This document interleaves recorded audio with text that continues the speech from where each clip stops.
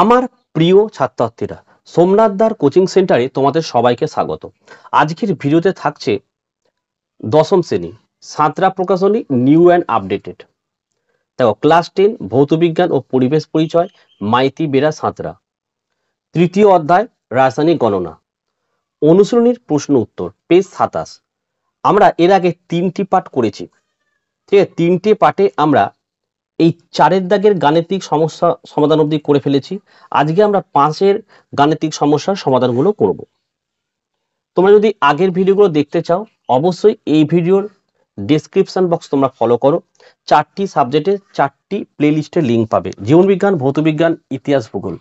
তোমরা লিঙ্কে ক্লিক করে অবশ্যই ভিডিওগুলো দেখে নাও এবং তোমরা কোন প্রকাশনীর বই পড়ছো অবশ্যই কমেন্ট করে জানাও। তাই তোমাদের প্রকাশনীর বইয়ের প্রশ্ন উত্তরগুলো আমি এইভাবে সলভ করে দেবো। তো চলো আমরা শুরু করি আজকের ভিডিওটি।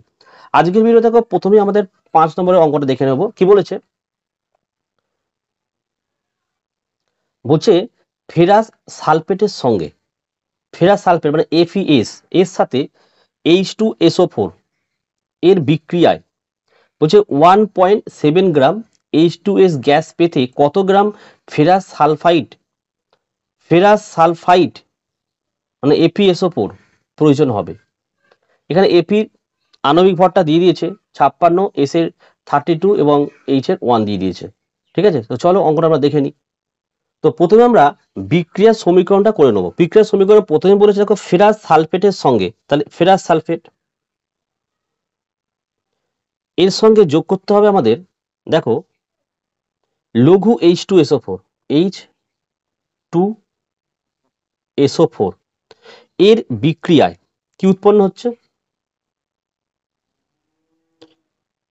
FeSO4 আর হচ্ছে কি H2S গ্যাস H2S। এটা আমাদের ব্যালেন্স করতে হবে না। তো এখান থেকে আমরা এর আণবিক ভরগুলো দেখে নেব। Fe এটা হচ্ছে তোমার 56 আমাদের বলাই রয়েছে, তাহলে 56 লিখলাম।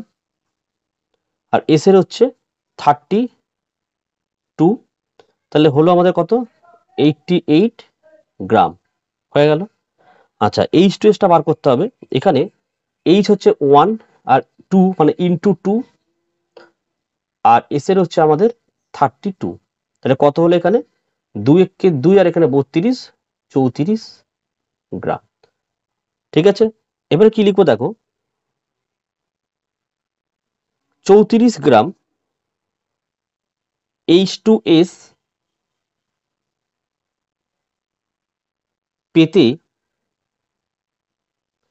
FeS ফেরাস সালফেট প্রয়োজন বা লাগে, প্রয়োজন হয় লেখো,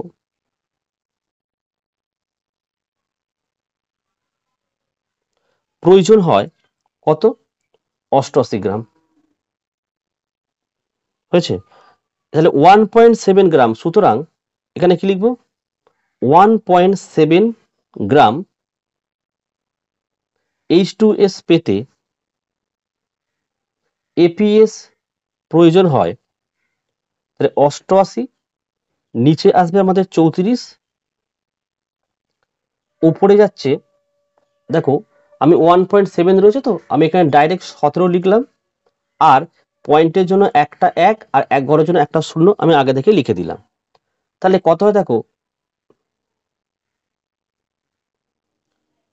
17 দুগুণে 34 আর 2 কে 88 তে ভাগ করলে হচ্ছে আমাদের 44। তাহলে কত হলো এটা? 44/10 গ্রাম। যদি ভাগ করো উত্তরটা হচ্ছে 4.4 গ্রাম। চলো এবার আমরা 6 নম্বরের অঙ্ক দেখে নেব। কি বলেছে দেখো, প্রদত্ত রাসায়নিক সমীকরণ অনুযায়ী দেখো 2Z10S + 3O2 2Z10O + 2SO2 দিয়ে বলছে 100 মোল ZNOS থেকে, এটা যদি 100 মোল ZNS হয় তাহলে 2ZNS মানে 2 মোল। তাহলে একে বলেছে যে কত গ্রাম ZNO এবং দুই বলছে কত মোল SO2 উৎপন্ন হবে। চলো আমরা দেখে নিই। দেখো প্রথমে আমরা বিক্রিয়ার সমীকরণটাকে লিখে নেব। তো বিক্রিয়ার সমীকরণটাকে দিয়ে দিয়েছে দেখো 2Z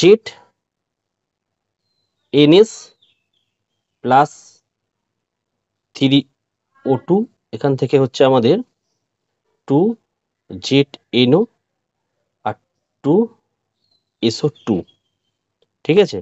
তো ওখানে ZNS মানে এখানে বলা দিয়ে হচ্ছে দেখো 100 মোলস, অর্থাৎ এখানে আমি লিখতে পারি যে 2 মোল, ঠিক আছে এটা। আচ্ছা এখানে দেখো 2 লিখলাম, আর জেড হবে একটা, সরি 2ZNO, ঠিক আছে। তাহলে ZN হচ্ছে এখানে আমরা অঙ্কটা 65.5 ধরবো, যদি আমরা 4 ধরে অঙ্কটা কিন্তু মিলছে না, ঠিক আছে, তাই। আর ও হচ্ছে এখানে 16, তাহলে এখানে কত হচ্ছে দেখো 65 আর এখানে 16, তাহলে 65.5 আর 16 যোগ করলে হচ্ছে 81.5, তাহলে ইন্টু 81.5 গুণ করলে হচ্ছে আমাদের 163 গ্রাম, আর এটা হচ্ছে আমাদের তাহলে 2 মোল, ঠিক আছে। তাহলে একের যেটা দেওয়া আছে, একের অঙ্কটাতে বলা হয়েছে যে কত গ্রাম জেড তাহলে প্রথমে লিখবো একের অঙ্কটা, দেখো যে 2 মোল ZNS থেকে ZNO উৎপন্ন হয়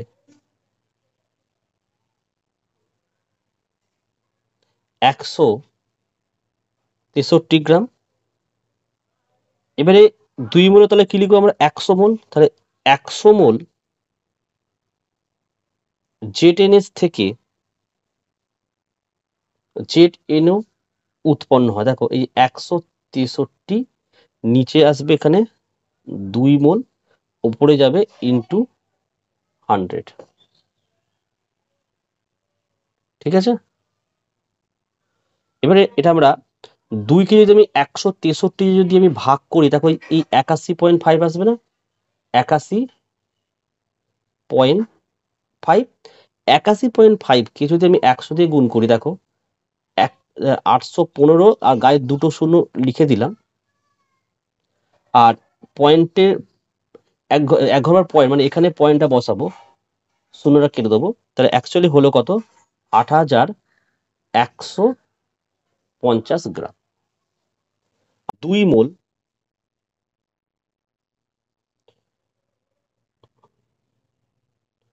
2 মোল ZNS থেকে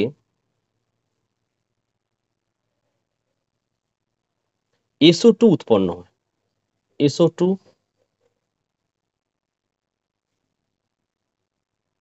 উৎপন্ন হয় 2 মোল। তো সুতরাং 100 মোল ZNS থেকে SO2 উৎপন্ন হয়, 2 লিখলাম, 2 এর তলায় এই 2 আসবে আর 100টা উপরে যাবে, তাহলে 2 আর 2 কেটে গেলে উত্তর হচ্ছে 100 মোল, হয়েছে। নেক্সট অঙ্ক দেখো।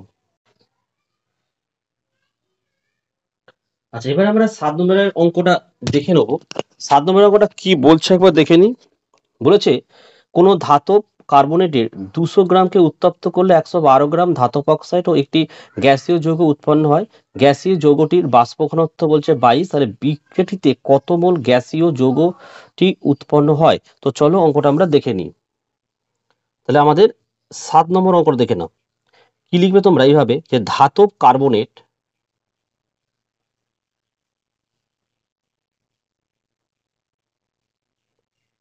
200 গ্রামকে উত্তপ্ত করলে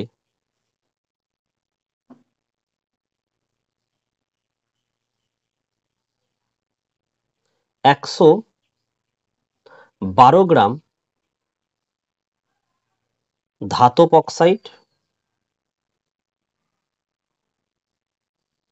ও CO2 পাওয়া যায়।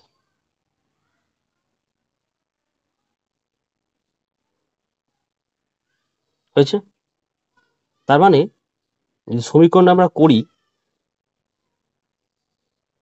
ধাতব কার্বনেট থেকে ধাতব অক্সাইড, তাই তো, প্লাস কি CO2, ধাতব কার্বনেট 200 গ্রাম, আর ধাতব অক্সাইড হচ্ছে আমাদের 112 গ্রাম। তাহলে এখানে আমরা CO2 এর পরিমাণ,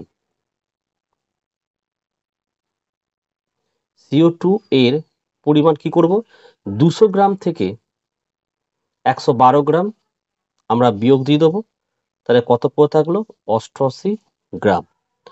দেখো, সুতরাং গ্যাসীয় যৌগ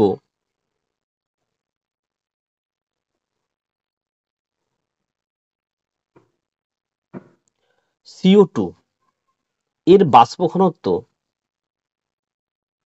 এর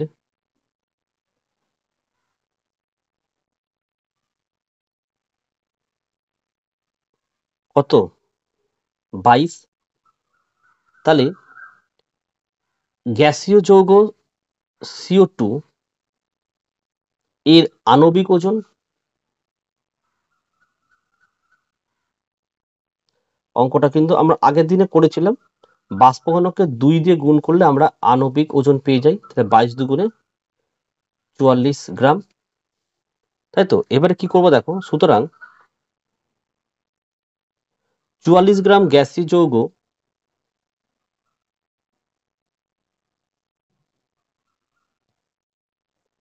সমান সমান 1 মোল, তাহলে 88 গ্রাম গ্যাসীয় যৌগ সমান, তাহলে 88, এই 44টা আসবে নিচে, তাহলে 44 দুগুণে 88, উত্তর হচ্ছে 2 মোল।